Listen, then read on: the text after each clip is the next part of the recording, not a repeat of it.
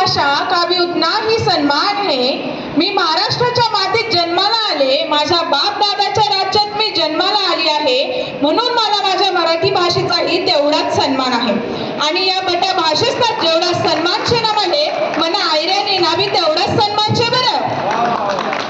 परक्यांनाही आपलंसं करतील असे गोड शब्द असतात, परक्यांनाही आपलंसं करतील असे गोड शब्द असतात, शब्दांनाही कोडी पडावी तसे गोड माणसं असतात।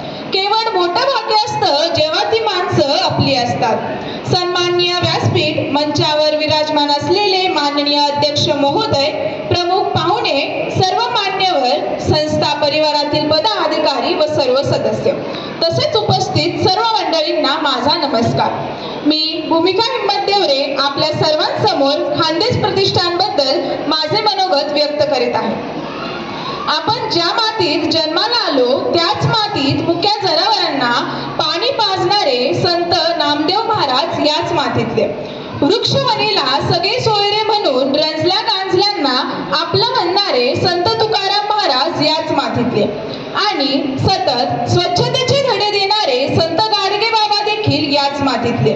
ज्या थोर महात्म्यांनी हे वितरक सत्य मानलं, त्यांनी लोकांना एकत्र करून मानव धर्माची साथ घातली, संत ज्ञानेश्वरांची ही प्रथम परंपरा सुरू केली। त्यांनी लोकांना एकत्र करून पटवून दिलं की माणसाच्या जाती अनेक असल्या तरी मानव धर्म हा एकमेव धर्म आहे। तसेच अखंड हिंदवी स्वराज्याचे संस्थापक छत्रपती शिवाजी महाराज यांच्या विराजाने व संतांच्या विराजाने खानदेश प्रतिष्ठानाची स्थापना करण्यात आली। आणि त्यांचीच प्रथा पुढे चालवत असताना संत बहिणाबाई म्हणतात, अरे संसार संसार, अरे संसार संसार, जसा तव्या चुलावर, आधी हाताला चटके मग मिळते भाकर, मग मिळते भाकर।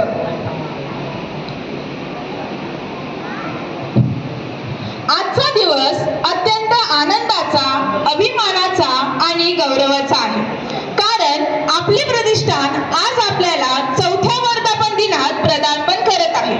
हा दिवस म्हणजे केवळ एक साजरा करणारा क्षण नाही, तर हा एक संघर्षाचा, सेवाभावाचा, समर्पणाचा आणि सातत्याने केलेल्या कार्याचा एक यशस्वी प्रवास आहे। या संस्थेची स्थापना 3 वर्षापूर्वी एका मोठ्या सामाजिक जाणीवेतून, एक दूरदृष्टीतून झाली। आजच्या घडीला ही संस्था केवळ नावापुरती संस्था राहिलेली नाही, तर हजारो लोकांच्या जीवनात बदल घडवणारा एक दीपस्तंभ बनली आहे। चालताना अनेक अडचणी आल्या, अनेक संकटांचा सामना करावा लागला, पण संस्थेच्या कार्यकर्त्यांच्या अथक परिश्रमाने, जिद्दीने आणि समर्पणाच्या भावनेने ही संस्था आज समाजात आपली लोकप्रियतेची ओळख निर्माण करू शकली। शैक्षणिक, सामाजिक, आरोग्यविषयी, पर्यावरणविषयी, महिला सबलीकरण, युवक घडण, कोणताही क्षेत्र असो, संस्थेचा सहभाग सदैव अग्रस्थानी राहिलेला आहे।